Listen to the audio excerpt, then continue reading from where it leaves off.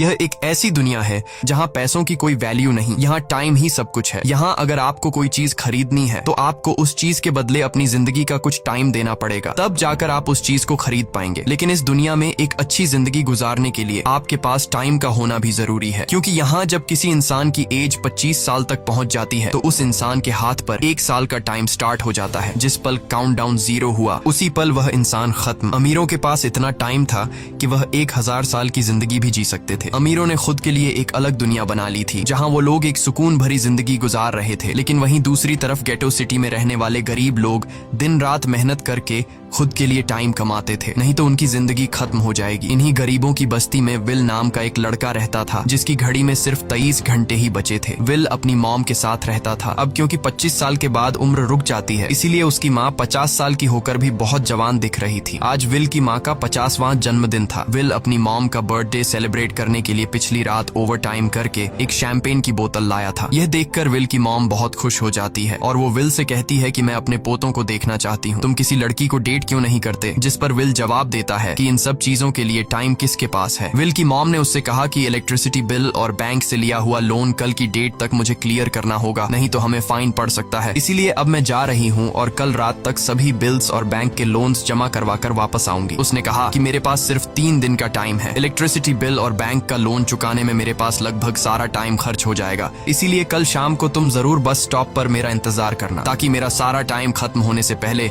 मैं तुमसे कुछ टाइम ले सकूं। इस पर विल ने कहा ठीक है, मैं टाइम पर पहुंच जाऊंगा। जाने से पहले विल की माँ विल के हाथ को छूकर उसकी बॉडी में 30 मिनट ट्रांसफर करती है ताकि विल अच्छा नाश्ता खरीद कर खा सके। इसके बाद दोनों अपने अपने काम पर निकल गए। रास्ते में विल के पास एक छोटी बच्ची आती है। वो विल को एक कैप्सूल देकर विल से उसका थोड़ा सा टाइम मांगती है। विल मुस्कुराते हुए उस छोटी बच्ची को कैप्सूल में अपनी जिंदगी का 5 मिनट का टाइम दे देता है और वह चली जाती है। यहाँ हमें पता चलता है कि यह लोग अपने टाइम को एक कैप्सूल में स्टोर भी कर सकते हैं, जिससे यह लोग कभी भी यूज और ट्रांसफर कर सकते हैं। इसके बाद विल काम के लिए फैक्ट्री पहुंच जाता है। काम शुरू करने से पहले वह कॉफी लेने जाता है, लेकिन वहां वह देखता है कि हर एक चीज का दाम डबल हो गया है। जहां पहले कॉफी 2 मिनट की मिलती थी, अब उसका प्राइस डबल होकर 4 मिनट हो चुका है। यहाँ पर कभी भी किसी चीज का भी दाम बढ़ा दिया जाता है बिना किसी अनाउंसमेंट के। ये बात विल को बहुत बुरी लगती है। मजबूरी में विल ने भी कॉफी के लिए अपनी जिंदगी के 4 मिनट पे किए और काम पर लग गया। दिन भर के काम के बाद रात के वक्त विल अपने दोस्त के साथ एक बार में जाता है। विल का दोस्त एक नंबर का शराबी था। वह हर वक्त शराब के नशे में टली रहता। विल का दोस्त विल को इशारे में बताता है कि वह आदमी सबको फ्री में दारू पिला रहा है और उसके पास बहुत ज्यादा टाइम है। ये सुनकर विल ने जब उस आदमी की तरफ देखा तो उसे चारों तरफ से लड़कियों ने घेरा हुआ था। विल की जब उस आदमी की घड़ी पर नजर गई तो उस आदमी के पास 116 साल का टाइम था। ये देखकर विल समझ जाता है कि यह आदमी ग्रीनिच सिटी से है, क्योंकि गेटो सिटी में लोगों के पास ज्यादा से ज्यादा 2 दिन का टाइम होता है। विल उस आदमी के पास आया और उसे वार्न करने लगा कि यहाँ पर तुम्हें नहीं होना चाहिए था। यहाँ चोरों का खतरा है, ये लोग तुम्हें मारकर तुम्हारा टाइम चुरा लेंगे, इसलिए जल्दी से यहाँ से निकल जाओ। लेकिन वो आदमी विल की बातों को सीरियस नहीं लेता और उसे इग्नोर करके ड्रिंक करने लग जाता है। तभी उस बार में फोर्टिस नाम का एक गैंगस्टर अपने ग्रुप के साथ आया, जिसे देखकर सारे लोग बाहर निकल भागे। दरअसल यह शहर के सबसे बड़े गुंडे हैं जो लोगों से जबरदस्ती टाइम चुराते हैं। विल का दोस्त विल को पकड़कर ले जाने लगा, लेकिन विल ने जाने से इनकार कर दिया और वहाँ एक कोने में छिपकर सब कुछ देखने लगा। फोर्टिस उस अमीर आदमी से उसका सारा टाइम लूटने आया था। फोर्टिस उस अमीर आदमी को चैलेंज करता है कि चलो पंजा लड़ाते हैं और जो हारेगा वह अपना सारा टाइम जीतने वाले को दे देगा। ये टाइम फाइट आर्म रेसलिंग की तरह थी, जिसमें 2 लोगों को एक दूसरे की कलाई पकड़नी होती थी। जिस भी इंसान की कलाई नीचे होती थी उसका टाइम घटने लगता था और वो टाइम उस आदमी के हाथ में ट्रांसफर होने लगता था जिसकी कलाई ऊपर होती थी। इस तरह जीतने वाला इंसान सारा टाइम उस दूसरे आदमी से अपनी बॉडी में स्टोर करके उसे मार देता। फोर्टिस उस आदमी से कहता है क्या तुम इसके लिए तैयार हो? इस पर उस अमीर आदमी ने कहा कि मैंने बहुत ज्यादा ड्रिंक की हुई है, इसलिए मुझे कुछ टाइम चाहिए, उसके बाद मैं तुम्हारे चैलेंज के लिए तैयार हूँ। फोर्टिस कहता है कि ठीक है, ये तुम्हारी आखिरी ख्वाहिश है, जाओ मैं तुम्हें तैयार होने के लिए कुछ मिनट देता हूँ। फोर्टिस उसके साथ अपना एक आदमी भी भेज देता है ताकि यह भाग न सके। वो अमीर आदमी बाथरूम में आकर बहुत ज्यादा उल्टियां करने लग जाता है, क्योंकि उसे काफी चढ़ गई थी। इसलिए अगर वो इस हालत में फोर्टिस से पंजा लड़ता तो इस अमीर आदमी का हारना कंफर्म था। तभी विल वहाँ पर आ जाता है। वो फोर्टिस के आदमी को मारकर उस अमीर आदमी को अपने साथ उस जगह से बाहर निकाल लेता है और उसे फोर्टिस से बचाकर एक सेफ जगह पे ले आया। विल ने उस अमीर आदमी से कहा कि मैंने तुमसे कहा भी कि तुम्हारी जान को खतरा है, तुम जानबूझकर अपना टाइम क्यों बर्बाद कर रहे हो। वो आदमी विल को अपना नाम हेनरी बताता है और वो विल से पूछता है कि तुम्हारी उम्र कितनी है। विल ने बताया 28 साल। हेनरी ने कहा मेरी उम्र 105 साल है और अब मैं जिंदगी से थक चुका हूँ। मैंने अपनी लाइफ में हर एक चीज का मजा लिया है और अब मुझे इस जिंदगी की जरूरत नहीं है, मैं जीना नहीं चाहता। ये सुनकर विल ने हैरानी से पूछा आखिर तुम कहना क्या चाहते हो। इस पर हेनरी ने कहा लगता है तुम अब तक हकीकत से अनजान हो। क्या तुमने कभी सोचा है कि इस दुनिया में अलग अलग टाइम जोन्स क्यों बनाए गए हैं? आखिर क्यों तुम्हारे टाइम जोन गेटो में किसी भी वक्त चीजों के दाम और टैक्स बढ़ा दिए जाते हैं? दरअसल महंगाई जानबूझकर बढ़ा दी जाती है ताकि गरीब लोग मरते रहें और उनकी मौत का फायदा ग्रीनविच टाइम जोन के अमीर लोगों को होता रहे। असल में ये सारा सिस्टम उन्हीं का बनाया हुआ है। जरा सोचो, वहाँ ग्रीनविच टाइम जोन में लोगों के पास जीने के लिए हजारों साल हैं, लेकिन यहाँ गेटो में तुम लोग हर रोज जीने के लिए मेहनत मजदूरी करते हो। ऐसा इसलिए है क्योंकि उन्होंने तुम्हें यह करने के लिए मजबूर किया है। वो लोग तुम लोगों को ज्यादा टाइम देना ही नहीं चाहते ताकि तुम लोग मजबूरी में उनके लिए काम करते रहो। वो लोग महंगाई बढ़ाकर तुम्हें ज्यादा से ज्यादा टाइम खर्च करने पर मजबूर करते हैं ताकि तुम्हारे टाइम से वो हमेशा की जिंदगी जी सकें। उन्होंने अपनी जिंदगी का हर एक दिन गरीबों की मौत से इकट्ठा किया है और मैं ऐसी जिंदगी बिल्कुल भी नहीं जीना चाहता जो किसी गरीब मजबूर इंसान की मौत से मिली हो। ये सब सुनकर विल समझ गया कि हेनरी बहुत ही नेक दिल इंसान है। हेनरी ने विल से आगे पूछा अगर तुम्हारे पास मेरे जितना टाइम होता तो तुम क्या करते? विल ने मुस्कुराकर कहा कि सबसे पहले मैं बार बार टाइम को देखना छोड़ देता, क्योंकि उस वक्त भी विल के पास सिर्फ 18 घंटे होते हैं। वो सोने से पहले, सोने के बाद, खाना खाते टाइम हर वक्त अपनी घड़ी देखता रहता है, क्योंकि मुझे डर लगता है कि कहीं मेरा टाइम खत्म न हो जाए और मैं मर न जाऊं। विल कहता है कि मेरी मॉम घर संभालने के लिए बहुत ज्यादा मेहनत करती है। अगर मेरे पास तुम्हारी तरह इतना ज्यादा टाइम होता तो मैं अपनी मॉम के लिए ग्रीनविच सिटी में एक अच्छा घर खरीदता और हम दोनों वहाँ पर खुशी से जिंदगी गुजारते। इसके बाद विल ने हेनरी से कहा आज रात हमें यहीं रुकना होगा, सुबह तक खतरा टल जाएगा, तब तुम वापस अपने घर लौट जाना। इसके बाद ये दोनों सो जाते हैं। सुबह उठकर हेनरी देखता है कि विल अभी भी सो रहा है। वो विल के पास आता है और उसके पास जितना भी टाइम होता है वो सारा का सारा विल को ट्रांसफर कर देता है और अपने पास कुछ ही मिनट बचाकर एक ब्रिज के ऊपर जाकर बैठ जाता है। विल जब नींद से जागा तो उसने देखा कि हेनरी वहां से जा चुका है। तभी हमेशा की तरह नींद से जागने के बाद विल ने अपनी घड़ी में नजर डाली। विल की घड़ी में 116 साल ऐड हो चुके थे। यह देखकर उसकी आंखें खुली की खुली रह गईं। उसे लगा कि वो अभी भी नींद में है और सपना देख रहा है। इसी दौरान विल की नजर विंडो पर पड़ी जिस पर लिखा था मेरा टाइम बर्बाद मत करना। वो समझ जाता है कि हेनरी ने मुझे अपना सारा समय दे दिया है। तभी विल ने हेनरी को दूर एक ब्रिज के किनारे पर बैठे देखा। विल जल्दी से हेनरी की तरफ भागा, लेकिन अब बहुत देर हो चुकी थी क्योंकि हेनरी के पास अब बस कुछ ही सेकंड्स बचे थे और थोड़ी देर बाद वो एक झटके से मरकर ब्रिज से नीचे पानी में गिर गया। विल को हेनरी की मौत का बहुत ज्यादा दुख होता है। अब विल के पास 116 साल की जिंदगी थी और वो समझ जाता है कि अगर मैं यहाँ पर रहा तो लोग समझेंगे कि हेनरी को इसी ने मारा है। विल जल्दी से अपने दोस्त के पास जाता है। विल का दोस्त विल के हाथ में इतना सारा टाइम देखकर शॉक रह जाता है, जिसके बाद विल ने अपने दोस्त को दोस्ती की खातिर 10 साल का टाइम दिया। ये देखकर विल का दोस्त उसका दिल से शुक्रिया अदा करता है। विल कहता है कि यहाँ रहना मेरे लिए अब ठीक नहीं, क्योंकि इतने ज्यादा टाइम को देखते हुए मेरा टाइम छीनने के लिए कोई भी मुझे मार सकता है। अब मैं अपनी माँ के लिए ग्रीनविच सिटी में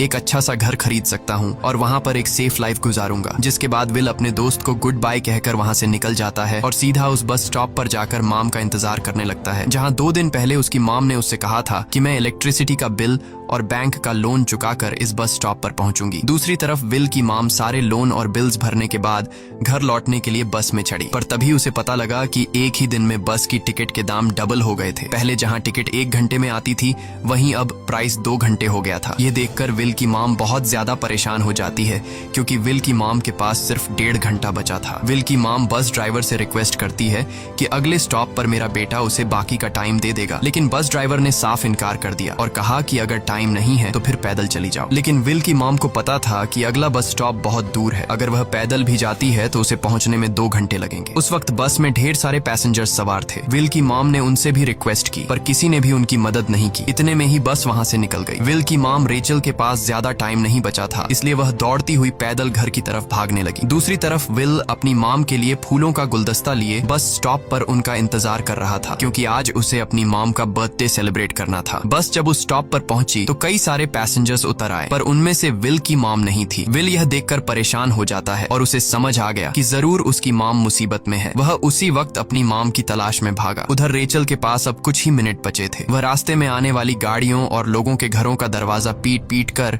उनसे थोड़ा समय उधार मांग रही थी, लेकिन कोई भी उसकी मदद करने को तैयार नहीं था। इधर विल जब कुछ दूर गया तो उसे उसकी मॉम दौड़ती हुई नजर आ गई। अपनी मॉम को भागते हुए देख विल समझ गया कि उनके पास ज्यादा टाइम नहीं है। वह अपना हाथ आगे करके तेजी से उनकी तरफ दौड़ने लगा। उधर रेचल के पास अब सिर्फ 10 सेकंड्स ही रह गए थे। वह भी पूरी तेजी से विल की ओर भाग रही थी, लेकिन जैसे ही रेचल अपने बेटे विल के पास पहुंची, उसका टाइम खत्म हो जाता है और वह मर जाती है। यह देखकर विल को बहुत दुख होता है, क्योंकि उसने अपनी मॉम के लिए क्या कुछ नहीं सोचा था। वह चीख चीख कर रोने लगा। अगली सुबह तक हेनरी की डेड बॉडी टाइम कीपर्स को मिल चुकी थी। ये टाइम कीपर्स वहां पर इन्वेस्टिगेशन करते हैं। आज की दुनिया में टाइम कीपर्स होते थे जो पुलिस की तरह थे। इन टाइम कीपर्स का काम भी क्राइम को रोकना होता है। टाइम कीपर्स के ऑफिसर रेमंड ने उस जगह में अच्छी तरह से जांच की, लेकिन उसे कोई भी क्लू नहीं मिला। तभी रेमंड की नजर उस ब्रिज के पास लगे सीसीटीवी कैमरा की तरफ गई। वह सीसीटीवी फुटेज चेक करने सीसीटीवी रूम के लिए निकल पड़ा। दूसरी तरफ विल समझ चुका था कि उसकी मॉम की मौत के लिए ग्रीनिच में रहने वाले अमीर लोग ही जिम्मेदार हैं,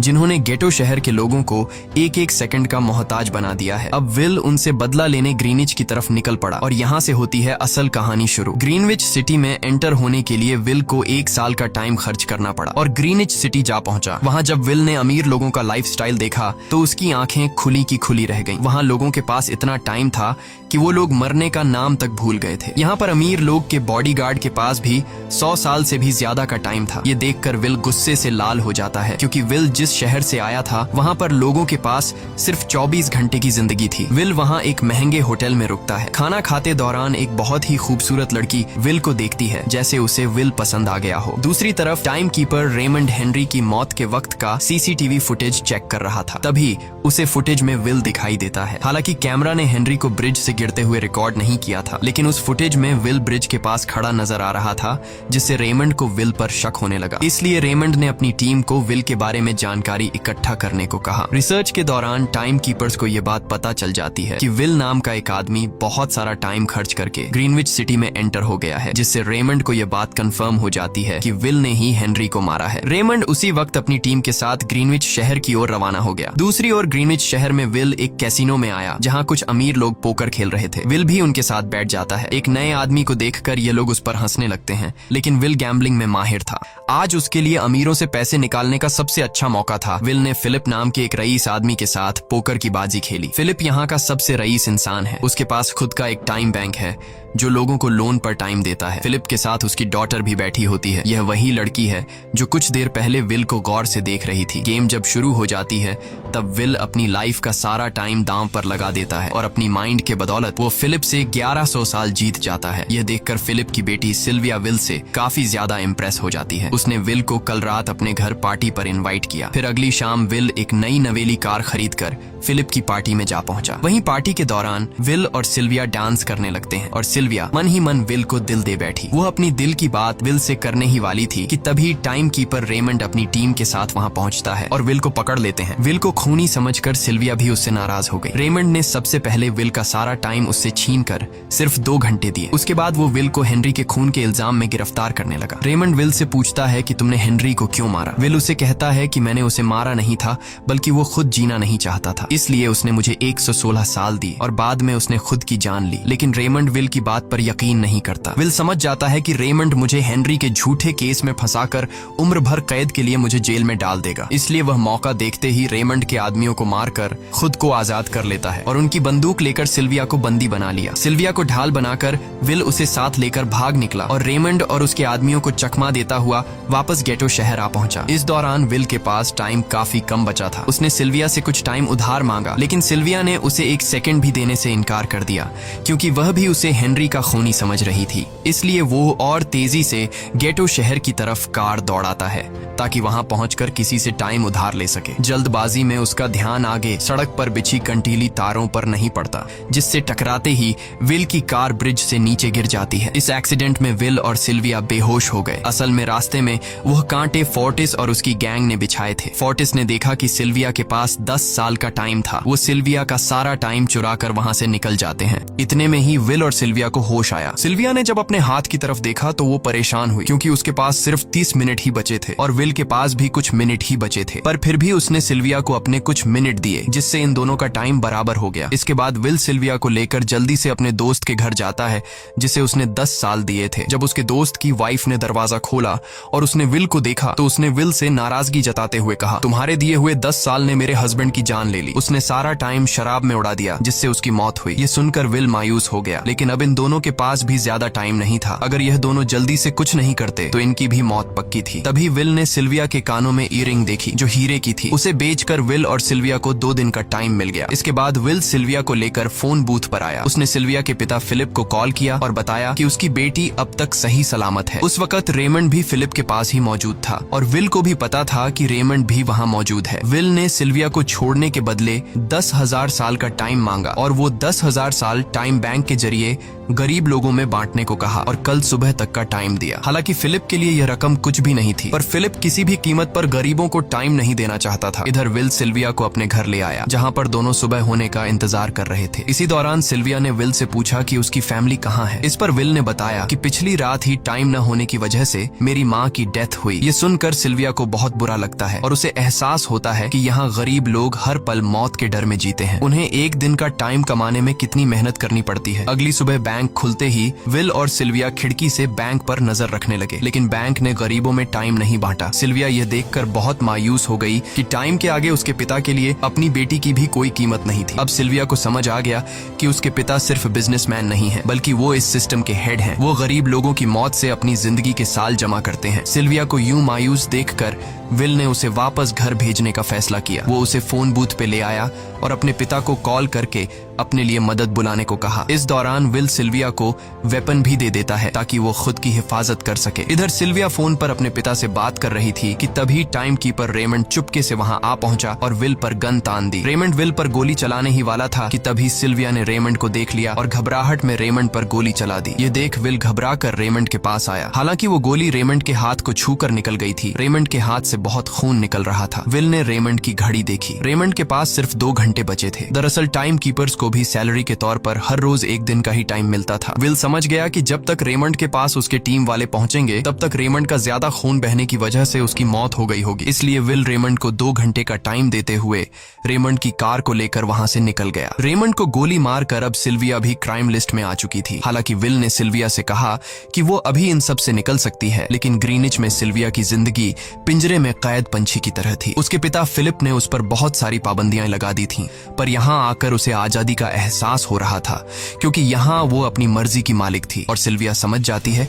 कि यहाँ पर लोगों के साथ गलत हो रहा है। अब वह भी गरीबों को उनका हक दिलाने में विल के साथ थी। विल और सिल्विया ने मिलकर अमीरों को लूटना शुरू कर दिया। सिल्विया, जो कि ग्रीनिच सिटी के चप्पे चप्पे से वाकिफ थी, इसलिए इन दोनों ने प्लान बनाया कि वो ग्रीनिच सिटी में बैंक से टाइम कैप्सूल चुराएंगे और उनको गरीबों में बांट देंगे। सिल्विया ने सबसे पहले अपने पिता फिलिप के कई सारे बैंक्स में डाका डाला, क्योंकि फिलिप ने गरीबों की मौत से वह सारा टाइम इकट्ठा किया था। इन दोनों ने तिजोरी से सभी टाइम कैप्सूल एक बैग में पैक करके वहां से निकल गए और उन्हें गरीबों में बांटने लगे। इतनी बड़ी चोरी करने के बाद अब सरकार भी इन दोनों से तंग आ चुका था, इसीलिए सरकार ने इन दोनों के सर पर 10 साल का टाइम इनाम रख दिया। ये खबर सुनते ही गैंगस्टर फोर्टिस अब इन दोनों को कुत्ते की तरह ढूंढने लगा, लेकिन विल और सिल्विया हर रोज अपना ठिकाना बदलते रहते थे, जिससे वो किसी के हाथ नहीं आते थे। यह दोनों एक होटल में छुपे हुए थे। इनके पास टाइम की कमी तो थी नहीं, इसलिए उन्होंने पूरे होटल को ही बुक कर लिया था। फोर्टिस इन दोनों की तलाश में उस होटल के बाहर आ पहुंचा। वहां उसने कुछ लोगों को पकड़कर उनसे विल और सिल्विया के बारे में पूछने लगा, लेकिन उन लोगों पर विल और सिल्विया के बहुत एहसानात थे, इसलिए ये लोग मरने के लिए तो तैयार थे, पर विल और सिल्विया का ठिकाना बताने के लिए तैयार नहीं थे। लेकिन जब फोर्टिस ने उन लोगों पर बहुत ज्यादा जोर जबरदस्ती की तो उनमें से एक बंदा मौत के डर से फोर्टिस को उस होटल के बारे में बता देता है जहां विल और सिल्विया छुपे हुए थे, जिसके बाद फोर्टिस फौरन अपनी गैंग के साथ वहां पर पहुंच जाता है और इन दोनों को पकड़ लेता है। अब विल और सिल्विया का उनसे बच पाना नामुमकिन मुमकिन था। फोर्टिस ने विल को एक टेबल पर बैठा दिया और उसे टाइम फाइट के लिए चैलेंज किया। विल समझ गया कि अगर मैंने चैलेंज से इनकार किया तो फोर्टिस के गैंग वाले लोग मुझे मार देंगे, इसलिए क्यों ना आज इसके साथ पंजा आजमाया जाए। फोर्टिस और विल ने एक दूसरे की कलाई पकड़ ली और मौत का खेल शुरू हुआ। फोर्टिस माहिर खिलाड़ी था, उसने शुरुआत में ही विल का हाथ नीचे कर दिया, जिससे विल का टाइम तेजी से फोर्टिस में ट्रांसफर होने लगा। लेकिन विल बिल्कुल जोर ही नहीं लगा रहा था, जैसे कि वो जानबूझकर हार रहा हो। पर जैसे ही विल के पास अपनी लाइफ के 3 से 4 सेकंड बचे, तभी विल ने अपनी पावर दिखाई और एक झटके से फोर्टिस का हाथ नीचे कर दिया। फोर्टिस की आंखें खुली की खुली रह गईं। वो पूरा जोर लगाकर अपना हाथ ऊपर करने की कोशिश कर रहा था, लेकिन विल की ताकत के आगे वो ढीला पड़ चुका था। ये देख फोर्टिस के आदमियों का ध्यान फोर्टिस की घड़ी पर अटक गया। अब उनका बॉस मरने वाला था। इतने में ही मौका पाकर विल ने अपने जूते से गन निकाली और पलक झपकते ही फोर्टिस के सारे आदमियों को शूट कर दिया, क्योंकि अगर वो ऐसा नहीं करता तो वो लोग उसे मार देते। इसी के साथ फोर्टिस का टाइम 0 हो गया और वह भी मारा गया। विल और सिल्विया जल्दी से वहां से भाग निकले। इसी दौरान उन्होंने देखा कि अमीरों ने सारा खेल पलट दिया था। विल और